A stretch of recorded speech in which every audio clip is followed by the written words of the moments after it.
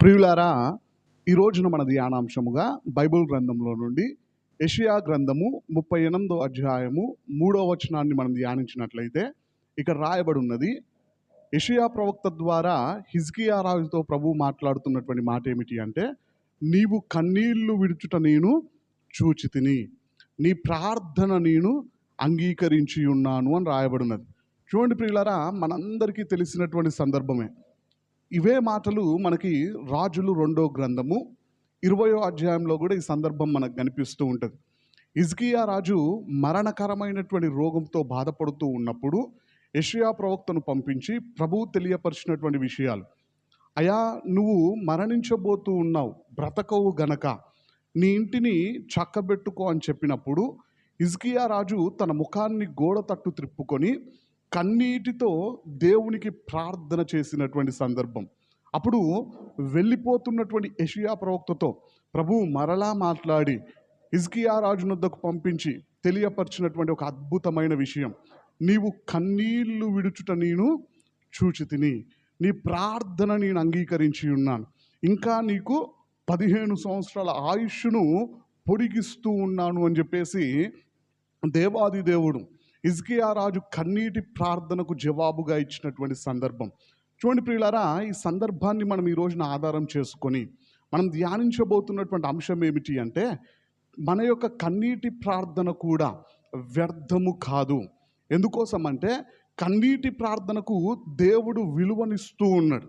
Bible గ్రంథంలో కన్నీటి ప్రార్థన గురించి చెప్పబడినటువంటి కొన్ని విషయాల్ని మనం ఆలోచన చేసినట్లయితే, కన్నీళ్లు విడుచుచు విత్తువారు సంతోష గానముతో పంట కోస్తారంట. దేవుడు కన్నీటి ప్రార్థన చేసేటువంటి వారికి సంతోషాన్ని అనుగ్రహిస్తాడంట. అంటే వారి దుఃఖాన్ని నాట్యముగా లేదా సంతోషంగా దేవుడు మారుస్తాడని చెప్పేసి వాక్యంలో రాయబడి ఉన్నది. ఇంకా మనం జాగ్రత్తగా గమనించినట్లయితే ఆయన మన కన్నుల ప్రతి బాష్ప బిందువును కూడా తుడిచివేయడానికి సిద్ధంగా ఉన్నాడంట. అంటే మన కన్నీటి ప్రార్థనకు జవాబునిచ్చి మనకు సహాయము చేయడానికి, మనకు సంతోషాన్ని అనుగ్రహించడానికి, మనకు సమాధానాన్ని అనుగ్రహించడానికి దేవుడు సిద్ధంగా ఉన్నాడంట. చూడండి ప్రియులారా, బైబిల్ గ్రంథంలో మనం జాగ్రత్తగా గమనించినట్లయితే ఎంతోమంది భక్తులు కన్నీటి ప్రార్థన చేసినప్పుడు వారి కన్నీటి ప్రార్థనకు దేవుడు జవాబునిచ్చాడు. నేను ఇంతకుముందే 4 భక్తుల జీవితాన్ని వారు చేసినటువంటి కన్నీటి ప్రార్థన ద్వారా వారు పొందుకున్నటువంటి మేలులను వివరించాను. చూడండి ప్రియులారా, ఆ వాక్యం యూట్యూబ్లో ఉన్నది. ఎవరైనా ఆ వాక్యాన్ని విని ఉండకపోతే ఒకసారి వినండి ఆ మాటలు. భక్తులు కన్నీటి ప్రార్థన చేసినప్పుడు, ఉదాహరణకు ఆ వాక్యంలో నేను చెప్పినటువంటి సందర్భాలు, హన్నా కన్నీటి ప్రార్థన చేసినప్పుడు ఆ దేవుడు ఆమెకు బహుమానముగా సమూయేలు ప్రవక్తను అనుగ్రహించినాడు. బహుమానాన్ని పొందుకున్న తర్వాత ఆమె ఇచ్చినటువంటి మాటకు కట్టుబడి జీవించినప్పుడు, దేవునికి లోబడి జీవించినప్పుడు, దేవునికి అనుకూలంగా బ్రతుకుతూ ఉన్నప్పుడు, ఒక్కనివ్వు ప్రభువా అంటే ఒక్కన్ని మాత్రమే ఇచ్చినట్లుగా వాక్యంలో రాయబడలేదు. 3 కుమారులు 2 కుమార్తెలను దేవుడు అనుగ్రహించినట్లుగా మనకు కనిపిస్తూ ఉంటుంది. ఇజ్రాయేలీలు కన్నీటి ప్రార్థన చేసినప్పుడు వారిని విడిపించడానికి, వారికి సహాయము చేయడానికి దేవుడే దిగి వచ్చినట్లుగా మనకు బైబిల్ గ్రంథంలో కనిపిస్తూ ఉంటుంది. చూడండి ప్రియులారా, ఈ విధంగా చెప్పుకుంటూ పోతే ఎంతోమంది భక్తులు కన్నీటి ప్రార్థన చేసినప్పుడు దేవుడు వారికి జవాబులను అనుగ్రహించినాడు. ఈ రోజున కూడా బైబిల్ గ్రంథంలో నుండి మరికొంతమంది భక్తులు వారు కన్నీటి ప్రార్థన చేసినప్పుడు దేవుడు వారికి ఏ విధంగా సహాయం చేశాడో మనం ధ్యానించబోతూ ఉన్నాం. రెండోదిగా మనం ఆలోచన చేసినట్లయితే, మన కన్నీటి ప్రార్థనకు దేవుడు అంత విలువిస్తూ ఉన్నప్పుడు బైబిల్ గ్రంథంలో కొంతమంది కన్నీటి ప్రార్థన వ్యర్థమైనట్లుగా కూడా రాయబడి ఉన్నది. అంటే మన కన్నీటి ప్రార్థన ఎప్పుడు వ్యర్థమవుతుందో కూడా మనం ధ్యానించబోతూ ఉన్నాం. చూడండి ప్రియులారా, ముందుగా ఒక విషయాన్ని మనం ఆలోచన చేసినట్లయితే, చాలామంది ప్రజలు చేసేటువంటి పని ఏమిటి అంటే మనుషుల యొద్దకు వెళ్ళి ఏడుస్తూ ఉంటారు, వారి బాధనంతా వ్యక్తపరుస్తూ కన్నీరు గారుస్తూ ఉంటారు. అంటే మనుష్యుల ముందు ఏడ్చేవారు చాలా ఎక్కువ మంది ఉన్నారు. కానీ వాస్తవం ఏమిటి అంటే దేవుని సన్నిధిలో దుఃఖించేవారు, ప్రార్థనలో కన్నీటి ప్రార్థన అనుభవం కలిగి జీవించేవారు చాలా తక్కువ మంది ఉంటారండి. ఉదాహరణకి నాకు తెలిసినటువంటి ఒక బ్రదర్ ఉన్నాడు. ఆ బ్రదర్ ఎప్పుడు ప్రార్థన చేసినా ఆయన చెప్పేటువంటి మాట ఏమిటి అంటే, చివరికి వచ్చేసరికి కన్నీటితో అడిగి వేడుకుంటున్నాం తండ్రి అంటాడు. కానీ వాస్తవం ఏమిటి అంటే, ఆయన ప్రార్థన చేస్తూ ఉన్నప్పుడు ఒక కన్నీటి చుక్క కూడా రాలేదండి. కానీ కన్నీరు విడవకుండానే కన్నీటితో ప్రార్థన చేస్తున్నామని చెప్పేసి ఆయన ప్రార్థనను ముగిస్తూ ఉంటాడు. అంటే చూడండి, అది నిజంగా కన్నీటి ప్రార్థన కాదు. కొంతమంది ఏడుస్తున్నట్టుగా నటిస్తూ ఉంటారు, అది కూడా కన్నీటి ప్రార్థన కాదు. మనం జాగ్రత్తగా గమనించినట్లయితే, మనం బాధలో ఉన్నప్పుడు, మనం దుఃఖంలో ఉన్నప్పుడు, మనం సమస్యల్లో ఉన్నప్పుడు, మనం కలవరంలతో ఉన్నప్పుడు, నన్ను ఆదుకునేది ఎవరు అని చెప్పేసి ఎటు తోచని పరిస్థితుల్లో ఉన్నప్పుడు మనం కన్నీరు గారుస్తూ ఉంటాం ఒంటరిగా కూర్చొని. అయితే వాక్యంలో మనం జాగ్రత్తగా గమనించినట్లయితే, భక్తులు అలాంటి స్థితిలో ఉన్నప్పుడు దేవుని దగ్గర కన్నీరు కార్చినట్లుగా మనకు కనిపిస్తూ ఉంటుంది. అప్పుడు దేవుడు వారికి సహాయము చేసినట్లుగా కూడా మనకు బైబిల్ గ్రంథంలో కనిపిస్తూ ఉంటుంది. అయితే ఈ రోజున మనము ఎక్కడ కన్నీరు కార్చే వారముగా ఉన్నాం? మనుషుల ముందా, దేవుని దగ్గరనా? ఒకసారి మన జీవితాల్ని మనం పరీక్షించుకోవాలా. మన కన్నీటి ప్రార్థనకు దేవుడు విలువనిస్తూ ఉన్నప్పుడు మనము దేవుని యొద్ద కాకుండా మనుషుల యొద్ద కన్నీరు కారిస్తే ఏమైనా ప్రయోజనం ఉంటుందా అంటే ఏమాత్రం ప్రయోజనము ఉండదు. వాస్తవం ఏమిటి అంటే, ఈ రోజుల్లో మనుషులను బట్టి దుఃఖించేవారు కూడా తక్కువైపోయారు. ఉదాహరణకి ముంబై లాంటి ప్రాంతాల్లో ఎవరైనా మరణించినప్పుడు ఏడ్చే వారిని రెంటుకు తెచ్చుకుంటూ ఉన్నారంట. కారణం ఏంటిది అంటే, దుఃఖం రావట్లేదు మనుషులకి. ఎందుకోసమని మనం బైబిల్ గ్రంథంలో ఆలోచన చేసినట్లయితే, అక్రమము విస్తరించుట వలన అనేకులలో ప్రేమ చల్లారిపోయినది. అంటే ఒకరిపైన ఒకరికి ప్రేమ లేకుండా పోవడంతో, అక్రమము విస్తరించడము ద్వారా, క్రమము లేకపోవడము ద్వారా అనేకులలో ప్రేమ చల్లారిపోయినది.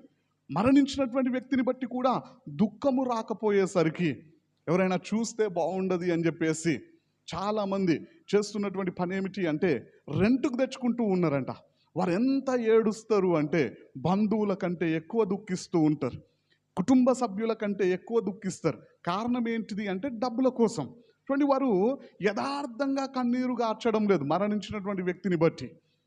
రెంట్కి వచ్చి అంటే డబ్బుల కోసం బాధపడుతూ ఉన్నారు, డబ్బుల కోసం కన్నీరు గారుస్తూ ఉన్నారు. ఇంకా మనం జాగ్రత్తగా గమనించినట్లయితే, గ్రీక్ కల్చర్లో వారికి ఉన్నటువంటి పద్ధతి ఏమిటి అంటే, ఓ బాటిల్లో కన్నీళ్లను నింపి వారు ప్రేమించేవారు చనిపోయినట్లయితే ఆ సమాధి మీద ఆ బాటిల్ని పెడతారంట.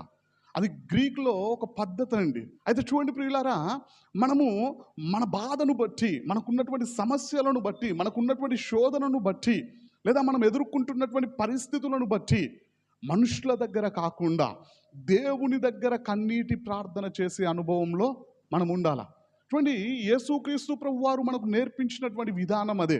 యేసుక్రీస్తు ప్రభువారు ఈ లోకంలో జీవిస్తూ ఉన్నప్పుడు ఆయన వ్యక్తిగతంగా ప్రార్థన చేశాడు, అంతేకాకుండా సమాజ మందిరంలో ప్రార్థన చేశాడు, అంతేకాకుండా ఉపవాసముతో ప్రార్థన చేశాడు, అంతేకాకుండా ఇంకా యేసుక్రీస్తు ప్రభువారు ఏ విధంగా ప్రార్థించాడు అంటే వాక్యంలో ఒక మాట రాయబడి ఉన్నది. చూడండి, హెబ్రీయులకు రాసినటువంటి పత్రిక 5వ అధ్యాయము 7వ వచనంలో రాయబడినది, శరీరధారి అయ్యున్న దినములలో మహారోదనముతోనూ కన్నీళ్లతోనూ తన్ను మరణము నుండి రక్షింపగలవానికి ప్రార్థనలను యాచనలను సమర్పించి భయభక్తులు కలిగి ఉన్నందున ఆయన అంగీకరింపబడెను అని రాయబడినది. ఇక్కడ మనం జాగ్రత్తగా గమనించినట్లయితే, యేసుక్రీస్తు ప్రభువారు శరీరధారిగా ఉన్నప్పుడు ఆయన చేసినటువంటి ప్రార్థనలో ఏ విధంగా ఉన్నవి అంటే కన్నీటితో ప్రార్థన చేశాడంట, మహారోదనములతో ప్రార్థన చేశాడంట. అంటే యేసుక్రీస్తు ప్రభువారు కూడా కన్నీటి ప్రార్థన చేసినట్లుగా మనకు బైబిల్ గ్రంథంలో కనిపిస్తూ ఉన్నది. ఇంకా మనం బైబిల్ గ్రంథంలో అనేక సందర్భాలలో యేసుక్రీస్తు ప్రభువారు కన్నీరు కార్చినట్లుగా, దుఃఖపడినట్లుగా, ఏడ్చినట్లుగా మనకు కనిపిస్తూ ఉంటుంది. ఆయన సంతోషించినట్లుగా ఎక్కడా మనకు బైబిల్ గ్రంథంలో కనిపించదండి. చూడండి ప్రియులారా, అంటే ఈ వాక్యాన్ని బట్టి యేసుక్రీస్తు ప్రభువారు మన నుండి ఆశిస్తున్నటువంటి విషయం ఏమిటి అంటే, మనం కూడా కన్నీటి ప్రార్థన చెయ్యాలా. కానీ ఈ రోజుల్లో అనేక మంది చెప్పేటువంటి బోధలు ఏ విధంగా ఉన్నాయి అంటే, కన్నీటి ప్రార్థన చేయొద్దు, కన్నీటితో మొరపెట్టొద్దు అని చెప్పేసి కూడా చెప్పేవారు ఉన్నారు. అయితే వాక్యంలో రాయబడినటువంటి విషయం ఏమిటి అంటే మనము కన్నీటితో కూడా ప్రార్థన చెయ్యాలా. మరి రోజున మనం కన్నీటితో ప్రార్థించగలుగుతూ ఉన్నామా? ఒకసారి మనల్ని మనం పరీక్షించుకుందాం. చూడండి ప్రియులారా, బైబిల్ గ్రంథంలో భక్తులు కన్నీటి ప్రార్థన చేసినటువంటి సందర్భాలను కూడా మనం ఆలోచన చేసినట్లయితే, మొదటిగా నెహెమ్యా గ్రంథంలో నెహెమ్యా భక్తుడు కూడా కన్నీటి ప్రార్థన చేసినట్లుగా మనకు బైబిల్ గ్రంథంలో కనిపిస్తూ ఉంటుంది. నెహెమ్యా గ్రంథము 1వ అధ్యాయము 4వ వచనం నుండి మనం ధ్యానించినట్లయితే, ఈ మాటలు వినినప్పుడు నేను కూర్చుండి ఏడ్చి కొన్ని దినములు దుఃఖముతో ఉపవాసముండి ఆకాశమందలి దేవుని ఎదుట విజ్ఞాపన చేసి తిని అని రాయబడినది. ఇక్కడ మనం జాగ్రత్తగా గమనించినట్లయితే హనాని అనబడినటువంటి నెహెమ్యా యొక్క తమ్ముడు, అదేవిధంగా కొంతమంది యూదులు వచ్చేసి యెరూషలేము యొక్క పరిస్థితిని, శేషించబడినటువంటి యూదుల్లో అక్కడ మిగిలి ఉన్నటువంటి వారి యొక్క పరిస్థితిని వివరించి నెహెమ్యా భక్తునికి చెప్పినప్పుడు, నెహెమ్యా భక్తుడు చేసినటువంటి పని ఏమిటి అంటే ఆ మాటలు విన్నప్పుడు ఆయన ఏడుస్తూ ఉన్నాడంట. కొన్ని రోజుల వరకు దుఃఖముతో ఉన్నాడంట. దుఃఖముతో ఉపవాసం ఉండి ప్రార్థన చేసినట్లుగా మనకు కనిపిస్తూ ఉన్నది. అంటే నెహెమ్యా భక్తుడు కూడా కన్నీటి ప్రార్థన చేశాడు. చూడండి ప్రియులారా, ఉపవాసం ఉండి నెహెమ్యా భక్తుడు ప్రార్థన చేసినప్పుడు కన్నీటితో దేవుడు ఆయన ప్రార్థనలకు జవాబుగా 52 రోజుల్లోనే ఆ యొక్క పడిపోయినటువంటి ప్రాకారాన్ని దేవుడు తిరిగి నిర్మింపజేసినాడు. చూడండి, నెహెమ్యా భక్తుడు కట్టినటువంటి ప్రాకారము చిన్నదేం కాదు, ఓ చిన్న టెంపుల్ కాదండి. అది యెరూషలేము చుట్టూ పడిపోయినటువంటి ప్రాకారపు గోడను కేవలం 52 రోజుల్లోనే తిరిగి నిర్మించాడు. చూడండి, ఆ విషయాన్ని మనం ఎంతో గొప్పగా చెబుతూ ఉంటాం. రాజే అధికారాన్ని ఇచ్చి నిర్మించుకోపో అని చెప్పేసి నెహెమ్యా భక్తుడిని పంపించడం అది మామూలు విషయం కాదు. దాన్ని కూడా దేవుడు చేసినటువంటి అద్భుతంగా మనం చూస్తూ ఉంటాం. 52 రోజుల్లో ఆ కోట గోడను నిర్మించడం అంటే అది మామూలు విషయం కాదు. దేవుని సహాయము ద్వారానే ఆ కార్యము జరిగింది అని చెప్పేసి మనం నమ్ముతూ ఉంటాం. అయితే ఆ పనులన్నీ జరగడానికి దాని వెనక ఉన్నది ఏమిటి అంటే నెహెమ్యా భక్తుని కన్నీటి ప్రార్థన, ఉపవాస ప్రార్థన. అంటే నెహెమ్యా భక్తుడు చేసినటువంటి కన్నీటితో ప్రార్థన లేదా ఉపవాసముతో ప్రార్థించడము ద్వారా కేవలం 52 రోజుల్లోనే ఎన్ని ఆటంకాలు వచ్చినా, ఎన్ని ఎదురు దెబ్బలు తగిలినా, ఎంతమంది అడ్డుపడే ప్రయత్నము చేసినా వాటన్నింటినీ జయించి ఆ యొక్క కోట గోడలను నిర్మించినట్లుగా మనకు కనిపిస్తూ ఉంటుంది. దేవుని నామానికి స్తోత్రం, హల్లెలూయా. చూడండి ప్రియులారా, ఈ రోజున మనకెన్ని సమస్యలు వస్తూ ఉన్నా, మనం ఎన్ని శోధనల గుండా వెళ్తూ ఉన్నా, మనం కూడా కన్నీటి ప్రార్థన చేసినట్లయితే దేవుని సహాయము ద్వారా ప్రతి సమస్యను జయించగలుగుతాం, ప్రతి శోధనను జయించగలుగుతాం, ప్రతి ఒక్క సాతానును కూడా మనం జయించడానికి అవకాశం ఉంటుంది. మరి రోజున అలాంటి కన్నీటి ప్రార్థన మనం చేయగలుగుతూ ఉన్నామా? ఒకసారి మన జీవితాన్ని మనం పరీక్షించుకుందాం. చూడండి ప్రియులారా, రెండోదిగా మనం ఆలోచన చేసినట్లయితే కన్నీటితో ప్రార్థన చేసినటువంటి మరొక వ్యక్తి ఎవరు అంటే యాకోబు భక్తుడు. ఆయన గురించి మనందరికీ తెలిసినటువంటి సందర్భమే.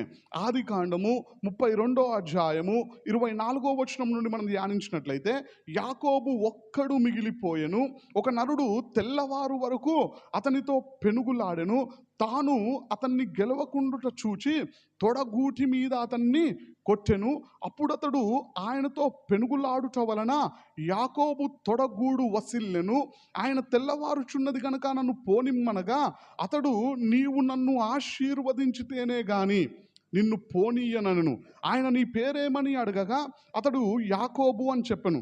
అప్పుడు ఆయన, నీవు దేవునితోనూ మనుష్యులతోనూ పోరాడి గెలిచితివి గనుక ఇక మీదట నీ పేరు ఇజ్రాయేలే గాని యాకోబు అనబడదని చెప్పెను అని రాయబడున్నది. ఇక్కడ మనం జాగ్రత్తగా గమనించినట్లయితే మోసగాడిగా ఉన్నటువంటి యాకోబు జీవితాన్ని దేవునితో సత్సంబంధం కలిగినటువంటి వ్యక్తిగా మార్చబడినటువంటి సందర్భం, దేవుని చేత ఆశీర్వాదాలు పొందుకున్నటువంటి సందర్భం, దేవుని ద్వారానే ఓ మంచి సాక్ష్యాన్ని పొందుకున్నటువంటి సందర్భం మనందరికీ తెలుసు. యాకోబు భక్తుడు తన అన్నకు రావాల్సినటువంటి ఆశీర్వాదాలను తన నాన్నను మోసం చేసి ఆయన పొందుకొని ఏశావుకు భయపడి పారిపోయిన తర్వాత కుమారులు కుమార్తెలు కలిగిన తర్వాత మళ్ళీ తిరిగి వస్తూ ఉన్నప్పుడు ఏశావు చాలామంది మనుషులను దాదాపుగా 400 మనుషులను వెంటబెట్టుకొని వస్తున్నాడు అని తెలుసుకున్నప్పుడు యాకోబు భక్తుడు అందరినీ పంపించేసి ఒక్కడే మిగిలిపోయి దేవునికి ప్రార్థన చేసినటువంటి సందర్భం. చూడండి ప్రియులారా, దేవుడే మాట్లాడుతూ ఉన్నాడు, నీవు మనుషులతోనూ దేవునితోనూ పోరాడి గెలిచితివి. వాస్తవంగా ఆయన పోరాడి గెలిచింది ఏ విధంగా అంటే దేవుణ్ణి పట్టుకొని దేవుణ్ణి ఇబ్బంది పెట్టేసి కాదండి. మనం జాగ్రత్తగా బైబిల్ గ్రంథంలో యాకోబు భక్తుడు దేవుని ద్వారా విజయాన్ని ఏ విధంగా పొందుకున్నాడు అని మనం ఆలోచన చేసినట్లయితే ఇదే ప్రార్థన గురించి హోషేయ ప్రవక్త వివరిస్తూ ఉంటాడు. చూడండి, ఆ మాటల్ని మనం ధ్యానించినట్లయితే హోషేయ గ్రంథము 12వ అధ్యాయము 3వ వచనం నుండి మనం ధ్యానించినట్లయితే, తల్లి గర్భమందు యాకోబు తన సహోదరుని మడిమెను పట్టుకొనెను, మొగసిరి గలవాడై అతడు దేవునితో పోరాడెను అని రాయబడినది. ఇక్కడ మనం జాగ్రత్తగా గమనించినట్లయితే ప్రారంభంలో యాకోబు గురించి హోషేయ ప్రవక్త వివరిస్తున్నటువంటి విషయం ఏమిటి అంటే మొగసిరి గలవాడై అతడంట దేవునితో పోరాడిండంట. అంటే నిజంగా దేవునితో పోరాడి గెలిచాడా అంటే దేవునితో ఫైట్ చేశాడా అంటే చేయలే. ఏ విధంగా పోరాడాడో 4వ వచనంలో వివరిస్తూ ఉన్నాడు. ఆ మాటల్ని కూడా మనం ధ్యానించినట్లయితే, అతడు దూతతో పోరాడి జయమందను, అతడు కన్నీరు విడిచి అతన్ని బతిమాలెను, బేతేలులో ఆయన అతనికి ప్రత్యక్షమాయను అని రాయబడినది. ఇక్కడ మనం జాగ్రత్తగా గమనించినట్లయితే దేవునితో యాకోబు భక్తుడు ఏ విధంగా పోరాడాడంటే దేవుణ్ణి పట్టుకొని దేవుణ్ణి ఇబ్బంది పెట్టి దేవుని మీద విజయాన్ని పొందుకోలే. ఆ విధంగా విజయం పొందుకునే వారు ఎవరైనా ఉన్నారా అంటే ఎవరూ లేరు. చూడండి ప్రియులారా, మరి యాకోబు భక్తుడు దేవునితో ఏ విధంగా పోరాడాడు అంటే ప్రారంభంలో తన కాళ్ళ మీద డిపెండ్ అయిపోయి, అంటే తనకున్నటువంటి బలముతో దేవుణ్ణి ఆపుదామనుకున్నాడు. దేవుడు అతని తొడగూడి మీద కొట్టినప్పుడు ఆ తొడగూడు వసిల్లిందంట. అందుకే తెల్లవారినప్పుడు ఆయన నడుస్తూ ఉన్నప్పుడు కుంటుతూ వెళ్ళినట్టుగా మనకు బైబిల్ గ్రంథంలో కనిపిస్తూ ఉంటుంది. వెంటనే యాకోబు భక్తుడు చేసినటువంటి పని ఏమిటి అంటే దేవుణ్ణి కాళ్ళు పట్టుకొని కన్నీరు గారవడం స్టార్ట్ చేసిండంట. అంటే కన్నీటితో బ్రతిమిలాడుతూ ఉన్నాడు, దేవుని దగ్గర ప్రాధేయపడుతూ ఉన్నాడు. దేవా నన్ను ఆశీర్వదించు, దేవా నాకు సహాయము చేయి, నా అన్న చేతిలో నుండి నన్ను విడిపించు, 400 మందిని వెంటబెట్టుకొని నన్ను చంపడానికి వస్తూ ఉన్నాడు, నీవే నాకు ఆధారం, నీవే నాకు దిక్కు, నీవే నన్ను కాపాడు అని చెప్పేసి కన్నీటితో ప్రార్థన చేస్తే దేవుడు ఆయన ప్రార్థనను అంగీకరించి ఆయన కన్నీటి ప్రార్థనకు జవాబుగా దేవుడు మాట్లాడుతూ ఉన్నాడు, నీవు మనుష్యులతోనూ దేవునితోనూ పోరాడి గెలిచావు. ఇక్కడ వాస్తవంగా గెలిచింది ఎవరు అంటే దేవుడే.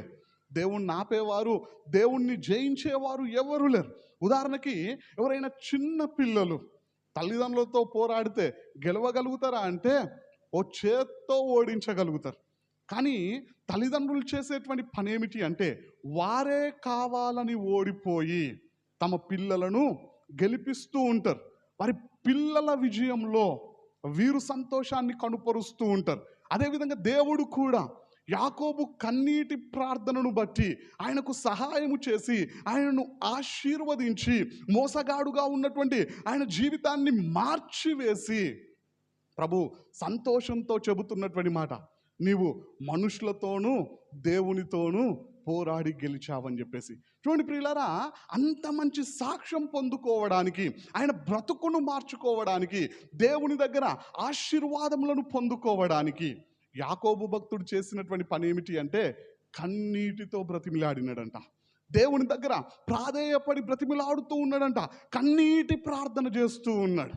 ఆయన కన్నీటి ప్రార్థనను బట్టి దేవుడు యాకోబు భక్తునికి కూడా సహాయము చేసినట్లుగా మనకు బైబిల్ గ్రంథంలో కనిపిస్తూ ఉన్నది. చూడండి ప్రియులారా, ఈ విధంగా చెప్పుకుంటూ వెళ్తే ఎంతోమంది భక్తులు వారు చేసినటువంటి కన్నీటి ప్రార్థనను బట్టి దేవుడు వారికి మేలు చేసినట్లుగా, దేవుడు వారికి సహాయము చేసినట్లుగా, దేవుడు వారిని దీవించినట్లుగా, దేవుడు వారికి తోడుగా ఉండి నడిపించినట్లుగా మనకు కనిపిస్తూ ఉంటుంది. ఉదాహరణకి ఇజ్రాయేలీలు కూడా కన్నీటి ప్రార్థన చేసినటువంటి సందర్భం నిర్గమాకాండం 2వ అధ్యాయం 23వ వచనంలో మనకు కనిపిస్తూ ఉంటుంది. ఐగుప్తీయులు వారిని పెడుతున్నటువంటి బాధలను బట్టి, వారు చేపిస్తున్నటువంటి పనులను బట్టి ఇజ్రాయేలీలు కన్నీటితో దేవునికి ప్రార్థన చేశారంట. వాస్తవంగా మనం బైబిల్ గ్రంథంలో జాగ్రత్తగా నిర్గమాకాండం గురించి ఆలోచన చేసినట్లయితే, నిర్గమాకాండం మొత్తము 432 సంవత్సరాల చరిత్ర ఉన్నదండి ఆ పుస్తకంలో. అయితే 1వ అధ్యాయంలో మనం జాగ్రత్తగా గమనించినట్లయితే 350 సంవత్సరాల చరిత్ర మనకు కనిపిస్తూ ఉంటుంది. 2వ అధ్యాయంలో మనం జాగ్రత్తగా గమనించినట్లయితే 80 సంవత్సరాల చరిత్ర మనకు కనిపిస్తూ ఉంటుంది. చూడండి ప్రియులారా, ఆ 80 సంవత్సరాల చివరిలో వారు ప్రార్థన చేసినప్పుడు వెంటనే దేవుడు వారికి సహాయము చేయడానికి ఒక ప్రణాళికను సిద్ధపరిచి మోషేను సిద్ధపరుస్తున్నటువంటి సందర్భం 3వ అధ్యాయం 4వ అధ్యాయంలో మనకు కనిపిస్తూ ఉంటుంది. మొదటి అధ్యాయానికేమో 350 సంవత్సరాల చరిత్ర, 2వ అధ్యాయానికేమో 80 సంవత్సరాల చరిత్ర. చివరిలో వారు ప్రార్థన చేసినప్పుడు 3, 4 అధ్యాయాలకేమో హాఫ్ అన్ అవర్ నుంచి 1 గంట సమయమే. దేవుడు వెంటనే ఇజ్రాయేలీల కన్నీటి ప్రార్థనకు జవాబుగా ఒక ప్రణాళికను సిద్ధపరిచినాడు. వారిని విడిపించడానికి, వారికి సహాయం చేయడానికి దేవుడే దిగి వచ్చినాడు అని చెప్పేసి ఆ మోషేతో ప్రభు మాట్లాడుతూ ఉంటాడు. వెంటనే మోషే ప్రవక్తను సిద్ధపరిచి దేవుడు తన చిత్తానుసారముగా ఇజ్రాయేలీలను ఆ బానిసత్వం నుండి విడిపించినట్లుగా మనకు బైబిల్ గ్రంథంలో కనిపిస్తూ ఉంటుంది. అంటే ఇజ్రాయేలీలు కన్నీటి ప్రార్థన చేసినప్పుడు వెంటనే దేవుడు వారికి కూడా సహాయము చేశాడు. చూడండి ప్రియులారా, ఈ రోజున ప్రభు మనతో కూడా మాట్లాడుతున్నటువంటి మాట ఏమిటి అంటే, కీర్తనలు గ్రంథము 56వ అధ్యాయము 8వ వచనంలో మనం ధ్యానించినట్లయితే, నా కన్నీళ్లు నీ బుడ్డిలో నుంచబడి ఉన్నవి, అవి నీ కవిలలో కనబడును కదా అని రాయబడినది. కవిలలో అనే దగ్గర 1 అని రాయబడినది. ఫుట్ లైన్లో మనం గమనించినట్లయితే పుస్తకము. మనం జాగ్రత్తగా గమనించినట్లయితే మన కన్నీళ్ళు బుడ్డిలో ఉంచబడినాయి అంట. అవన్నీ కూడా దేవుని దగ్గర ఉన్నటువంటి పుస్తకములో కనిపిస్తూ ఉన్నాయంట. అంటే దేవుడు మన కన్నీటి చుక్కలను కూడా లెక్కిస్తూ ఉన్నాడు. దేవుని నామానికి స్తోత్రం, హల్లెలూయా. మనము దేవుని సన్నిధిలో ఎన్ని కన్నీటి చుక్కలను కార్చామో మనకు జ్ఞాపకం ఉండకపోవచ్చు, కానీ దేవుడు జ్ఞాపకం ఉంచుకుంటూ ఉన్నాడు. ప్రతి చుక్కకు దేవుడు విలువిస్తూ ఉన్నాడు. ప్రతి చుక్కను పుస్తకంలో లిఖింపజేస్తూ ఉన్నాడు. అక్కడ కనిపిస్తూ ఉన్నాయంట గ్రంథంలో. అంటే మన కన్నీటి చుక్కలకు దేవుడు అంత విలువిస్తూ ఉన్నాడు. మరి అంత విలువైనటువంటి కన్నీళ్లను వ్యర్థమైన వాటి కోసం కార్చావన్నా అంటే వ్యర్థమైన వాటి కోసం కార్చొద్దండి. ఉదాహరణకి ఇజ్రాయేలీలు మాంసం కోసం కన్నీళ్లు గార్చారు. మాకు మాంసం కావాలి అని చెప్పేసి ఏడ్చినట్లుగా మనకు కనిపిస్తూ ఉంటుంది.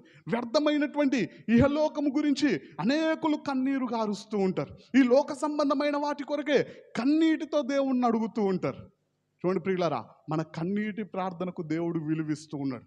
ప్రతి ఒక్క కన్నీటి చుక్కను దేవుడు తన పుస్తకంలో చూస్తూ ఉన్నాడు. మరి అంత విలువైనటువంటి కన్నీళ్లను వ్యర్థమైన వాటి కోసం కార్చకుండా ఆత్మీయంగా ఎదగడం కోసం, మన కుటుంబం కోసం, మన కుటుంబ రక్షణ కోసం, మన బంధుమిత్రులు రక్షణ మార్గంలోనికి రావడం కోసం కారిస్తే ఎంత బాగుంటుంది. దేవా, నేను పరలోకంలోనికి చేర్చబడాలి, నేను ఎత్తబడే గుంపులో ఉండాలా, నిత్యానందంలోనికి నేను ప్రవేశించాలా, ఎల్లప్పుడూ నీతో సహవాసంలో నేను ఉండాలి అని చెప్పేసి ఆత్మీయ విషయాల కోసం కారిస్తే ఎంత బాగుంటుంది.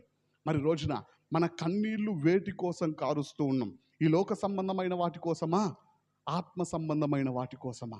ఒకసారి మనల్ని మనం పరీక్షించుకుందాం. చూడండి ప్రియులారా, ఇంతవరకు నెహెమ్యా భక్తుడు కన్నీటి ప్రార్థన చేస్తే దేవుడు జవాబునిచ్చాడు. 52 రోజుల్లోనే పడిపోయినటువంటి ప్రాకారపు గోడలను తిరిగి నిర్మింపజేశాడు అని మనం తెలుసుకున్నాం. యాకోబు భక్తుడు కన్నీటి ప్రార్థన చేస్తే దేవుడు సహాయము చేసి అతన్ని ఆశీర్వదించి అతని బ్రతుకును మార్చినట్లుగా మనం బైబిల్ గ్రంథంలో ధ్యానించాం.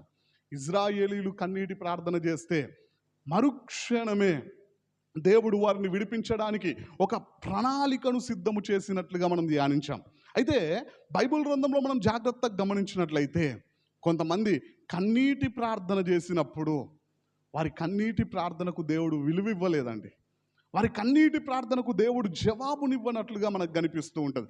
ఆ సందర్భాలను కూడా త్వరగా మనం ఆలోచన చేసినట్లయితే మన కన్నీటి ప్రార్థన ఎప్పుడు వ్యర్థమవుతుంది అంటే 3 సందర్భాలలో వ్యర్థం కావడానికి అవకాశం ఉన్నది. మొదటి సందర్భం ఎప్పుడు అంటే హెబ్రీయులకు రాసినటువంటి పత్రికలో రాయబడి ఉంటుంది. చూడండి, హెబ్రీయులకు రాసినటువంటి పత్రిక 12వ అధ్యాయము 17వ వచనంలో మనం ధ్యానించినట్లయితే, ఏశావు ఆ తర్వాత ఆశీర్వాదము పొందగోరి కన్నీళ్లు విడుచుచు దానికోసరము శ్రద్ధతో వెదికినను మారు మనస్సు పొందని అవకాశము దొరకక విసర్జింపబడనని మీరెరుగుదురు అని రాయబడి ఉన్నది. ఇక్కడ మనం జాగ్రత్తగా గమనించినట్లయితే 16వ వచనంలో రాయబడి ఉన్నది, ఒక్క పూట కూటి కొరకు, ఒక్క పూట భోజనం కొరకు, ఆ చిక్కుడుగాయల కూర కోసము ఏశావు చేసినటువంటి ఒక చిన్న పొరపాటు దేవుడు అనుగ్రహించినటువంటి జ్యేష్ఠత్వపు హక్కును అమ్మి వేసుకున్నాడు. ఒక పూట తినకపోతే ఎవరైనా మరణిస్తారా అంటే అవకాశమే లేదు. కానీ ఒక్క పూట భోజనం కోసం ఆయన సంపాదించినటువంటి ఆస్తిని ఇవ్వడానికి సిద్ధపడలే. ఏమివ్వడానికి సిద్ధపడ్డాడు అంటే ఆయన అడగకుండానే దేవుడు ఇచ్చినటువంటి జ్యేష్ఠత్వపు హక్కు, దేవుడిచ్చినటువంటి ఆశీర్వాదాన్ని ఒక్క పూట భోజనం కోసము ఇచ్చేసిండంట. ఆ తర్వాత ఆశీర్వాదం పోగొట్టుకున్న తర్వాత బుద్ధి తెచ్చుకొని దేవుడు దూరమైపోయిన తర్వాత కన్నీటితో వెతికిండంట, శ్రద్ధతో వెతికిండంట. దేవుడు కృప చూపించాడా అంటే ఆయన కన్నీటి ప్రార్థనకు దేవుడు కరగలేదు. ఆయన కన్నీటి ప్రార్థనను దేవుడు పట్టించుకోలేదు. అక్కడ మనం జాగ్రత్తగా గమనించినట్లయితే 16వ వచనంలో రాయబడినది, ఏశావు వంటి భ్రష్టుడైనను వ్యభిచారి అయినను మీలో ఉండకుండా జాగ్రత్త పడమంటూ ఉన్నాడు. చూడండి ప్రియులారా, ఏశావును భ్రష్టుడితో పోలుస్తూ ఉన్నాడు, వ్యభిచారితో పోలుస్తూ ఉన్నాడు. ఆయనకు అవకాశం దేవుడు ఇవ్వలేదంట. కారణం ఏమిటి అని మనం ఆలోచన చేసినట్లయితే, దేవుడు దగ్గరగా ఉన్నప్పుడు, దేవుడు అడగకుండానే జ్యేష్ఠత్వపు హక్కును అనుగ్రహించినప్పుడు నిర్లక్ష్యంగా వ్యవహరించాడు. దాన్ని పట్టించుకోలే, దానికి విలువ ఇవ్వలే. దేవుడు దూరం అయిపోయిన తర్వాత, జ్యేష్ఠత్వాన్ని అమ్మి వేసుకున్న తర్వాత అప్పుడు వెతుకుతూ ఉన్నాడంట, అప్పుడు కన్నీరు గారుస్తూ ఉన్నాడంట. వాక్యంలో రాయబడినటువంటి మాట, దేవుడు మనకు సమీపముగా ఉన్నప్పుడే ఆయనను వేడుకోవాలా. దేవుడు దూరం అయిపోయిన తర్వాత వేడుకుంటే లాభం ఉండదు. ఏశావు జీవితంలో మనకు అదే విషయం కనిపిస్తూ ఉన్నది. చూడండి ప్రియులారా, ఏశావు దేవునికి ఎందుకు శత్రువు అయ్యాడు అని చెప్పేసి నేను ఇంతకు ముందే ఆ వాక్యాన్ని వివరించడం జరిగినది. ఎవరైనా ఏశావు గురించి ఇంకా ఎక్కువ తెలుసుకోవాలి అంటే, ఎందుకు అతడు దేవునికి శత్రువుగా మారాడు అని తెలుసుకోవాలనుకుంటే ఆ వాక్యం యూట్యూబ్లో ఉన్నది. ఒకసారి ఏశావు గురించినటువంటి విషయాలు కలిగినటువంటి ఆ వాక్యాన్ని వినండి. ఏశావు చేసినటువంటి పొరపాట్లు మనం చేయకుండా, మన కన్నీటి ప్రార్థన వ్యర్థం కాకుండా జాగ్రత్త పడండి. చూడండి ప్రియులారా, ఏశావు కన్నీటి ప్రార్థన వ్యర్థం కావడానికి గల కారణం ఏంటిది అంటే, దేవుడు దగ్గరగా ఉన్నప్పుడు పట్టించుకోలే, దేవుడు ఆశీర్వదిస్తూ ఉన్నప్పుడు నిర్లక్ష్యంగా వ్యవహరించాడు. నిర్లక్ష్యంగా వ్యవహరిస్తే ఆత్మీయ విషయాలపైన దేవుడు ఒప్పుకోడు. దేవుడు వారి కన్నీటి ప్రార్థనకు కరగడు అని మనం గుర్తించాలి. రెండో సందర్భం, కన్నీటి ప్రార్థన ఎప్పుడు వ్యర్థమైపోతుంది అని మనం ఆలోచన చేసినట్లయితే మార్క్సు వార్తలో రాయబడి ఉంటుంది. చూడండి, మార్క్సు వార్త 10వ అధ్యాయము 22వ వచనంలో మనం ధ్యానించినట్లయితే, అతడు మిగుల ఆస్తి గలవాడు గనక ఆ మాటకు ముఖము చిన్నబుచ్చుకొని దుఃఖపడుచు వెళ్ళిపోయిందంట. మనందరికీ తెలిసినటువంటి సందర్భమే. యేసుక్రీస్తు ప్రభు వారు ఒక మార్గము గుండా వెళ్తూ ఉన్నప్పుడు ఒక యవనస్తుడు మిగుల ఆస్తి గలవాడు పరిగెత్తుకొని వచ్చి సద్బోధకుడా అని పిలిచి, నిత్య జీవానికి వారసుని కావాలంటే నేనేం చెయ్యాలి అని ప్రభువుని అడిగినప్పుడు ప్రభువు ఇచ్చినటువంటి జవాబు, దేవుని మాటలకు లోబడమని చెప్పినప్పుడు, అయ్యా నేను చిన్నతనము నుండే ప్రభువు చెప్పినటువంటి ప్రతి మాటకు లోబడుతున్నా, ప్రభువు ఇచ్చినటువంటి ప్రతి ఆజ్ఞకు లోబడుతున్నా అని చెప్పినప్పుడు యేసుక్రీస్తు ప్రభు వారు మాట్లాడినటువంటి మాట, అయ్యా నీవు అన్నిటికీ లోబడుతున్నావు, కానీ నీకు ఒక్కటే కొదవగా ఉన్నది, ఒకటే తక్కువగా ఉన్నది. ఏమిటది అంటే, నువ్వు దేవుని కంటే డబ్బును ఎక్కువగా ప్రేమిస్తూ ఉన్నావు. ఆ డబ్బును, నీ ఆస్తిని అమ్మేసి పేదలకు ఇచ్చేసి వచ్చి నన్ను వెంబడించు అంటే, అతడు మిగుల ఆస్తి గలవాడు గనక ఆ మాటకు ముఖమంతా చిన్నబుచ్చుకొని, ఆయనకు అర్థమైపోయింది, నేను నిత్య జీవానికి వారసుని కాలేను, నేను ఖచ్చితంగా నరకానికే వెళ్తాను అని చెప్పేసి. చూడండి, ఆయనలో సద్గుణాలు లేవా అంటే చాలా మంచి లక్షణాలు ఉన్నాయి. నేను ఇంతకుముందే ఈ యవనస్తుడైనటువంటి ధనవంతుని గురించి కూడా వాక్యం వివరించడం జరిగినది. ఆయనలో ఉన్నటువంటి సద్గుణాలు ఏమిటి, అతడు ఎందుకు పరలోకానికి చేరుకోలేకపోయాడు, అతడు ఎందుకు దుఃఖంతో వెళ్ళాల్సినటువంటి పరిస్థితి కలిగింది అని చెప్పేసి నేను ఇంతకు ముందే వాక్యం వివరించడం జరిగినది. ఆ వాక్యం కూడా యూట్యూబ్లో ఉన్నది. ఒకవేళ అతని గురించి తెలుసుకోవాలనుకుంటే ఆ వాక్యాన్ని ఒకసారి వినండి. చూడండి ప్రియులారా, ఈ సందర్భంలో ఆ ధనవంతుడైనటువంటి యవనస్తుడు యేసుక్రీస్తు ప్రభు దగ్గరికేమో ఆశతో పరిగెత్తుకొని వచ్చినాడు, ఆనందంతో పరిగెత్తుకొని వచ్చినాడు. ఎలాగైనా నిత్య జీవానికి వారసుని కావాలి అని చెప్పేసి ఆసక్తితో వచ్చినాడు. దేవుని మాటలకి చిన్నతనము నుండే లోబడే అనుభవంలో ఉన్నాడు. కానీ ప్రభువు ఇచ్చినటువంటి ఆజ్ఞకు లోబడకపోవడం ద్వారా, ఒక్కటే కొదవగా ఉండడము ద్వారా, దేవుని మాటలకు ఒక్కదానికి లోబడకపోయినా మన జీవితంలో ఏం మిగులుతుంది అంటే దుఃఖమే మిగులుతుంది. అప్పుడు మనము దుఃఖముతో ప్రార్థిస్తే, కన్నీటితో ప్రార్థిస్తే ఏమైనా లాభం ఉంటుందా అంటే, వాక్యానికి లోబడకుండా, దేవునికి విధేయతను కనుపరచకుండా మనం కన్నీటి ప్రార్థన చేస్తే దేవుడు మనల్ని ఒప్పుకోడు.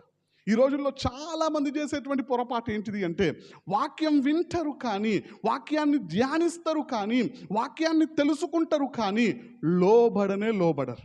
నువ్వు లోబడకుండా కన్నీటి ప్రార్థన చేస్తే ఈ ధనవంతుని కన్నీరు వ్యర్థమైపోయిన రీతిగానే మన కన్నీటి ప్రార్థన కూడా వ్యర్థమైపోవడానికి అవకాశం ఉంటుంది. మూడోదిగా మనం ఆలోచన చేసినట్లయితే, ఎప్పుడు మన కన్నీటి ప్రార్థన వ్యర్థమవుతుంది అంటే నరకానికి వెళ్ళిన తర్వాత. నరకంలో ఏముంటుంది అంటే మన అందరికీ తెలుసు, ఏడ్పును పండ్లు కొరుకుటనే ఉంటుందంట. అక్కడ అగ్ని ఆరదు, పురుగు చావదు. ఆ బాధను భరిస్తూ ఏడుస్తూ ఉంటాం, పండ్లు కొరుకుతూ ఉంటాం, బాధపడుతూ ఉంటాం, కన్నీటితో దేవుణ్ణి బ్రతిమిలాడుతూ ఉంటాం. ఉదాహరణకి నరకానికి వెళ్ళిన తర్వాత ధనవంతుడు కూడా కన్నీటితో 2 ప్రార్థనలు చేశాడు. మొదటి ప్రార్థన ఏంటిది అంటే, లాజరు యొక్క వేలి కొనాను నీళ్ళల్లో ముంచి ఒక్క చుక్క నీటి బొట్టును అందించమన్నాడు. అబ్రహాం ఒప్పుకున్నాడా అంటే, ఆ ప్రార్థనకు జవాబు వచ్చిందా అంటే రాలే, అది కుదరదని చెప్పేసినాడు. రెండో ప్రార్థన కన్నీటితో మళ్ళీ బ్రతిమిలాడుతూ ఉన్నాడు. నాకు 5 సహోదరులు ఉన్నారు, లాజరు వెళ్ళి చెబితే వాళ్ళు మారు మనసు పొందుకుంటారు, వాళ్ళు ఈ నరకానికి రాకుండా ఉంటారు, వాళ్ళు ఈ బాధను భరించకుండా తప్పించుకుంటారు, లాజర్ని పంపి అయ్యా అంటే ఒప్పుకున్నాడా అంటే ఒప్పుకోలే.